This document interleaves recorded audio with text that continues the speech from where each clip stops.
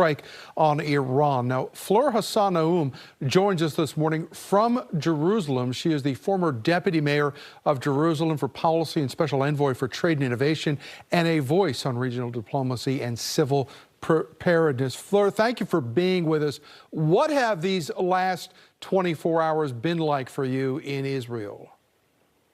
Well, they've been very intense. We've been in shelters in and out through the night, through the morning. Just got out of a shelter 20 minutes ago. And so Israel is being attacked quite heavily by Iranian missiles, ballistic, and other aerial vehicles. And the whole country is in bunkers and in shelters right now. Is this something that you're familiar with? Unfortunately, yes. We've been for years, for decades. In 2005, when we left Gaza to the Palestinians, Hamas came to control Gaza and they started throwing rockets from the minute they got into power. And that was in the south of Israel. The people in the north of Israel are used to getting rockets from Hezbollah in the north, in Lebanon.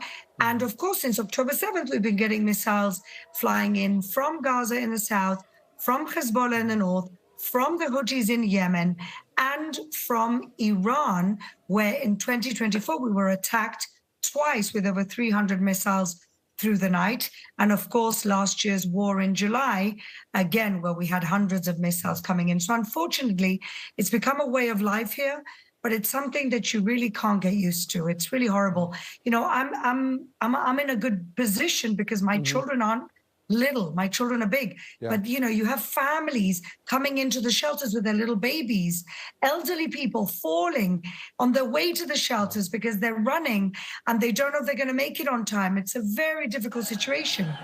Fleur, let me ask you, here in the United States, in the past 24 hours, we've seen Iranian protesters supporting this action. There have been calls for regime change in Iran. We have also seen smaller anti-war protesters. What has been the reaction from people in Israel about this? You know, it's interesting. Israel, as you know, is a very diverse country with very diverse opinions. We're always fighting amongst ourselves here. But at the end of the day, when it comes to this, everybody from right to left is in full consensus that Israel can no longer live under the shadow of this Islamic regime that has in its charter our destruction. But not just Israel.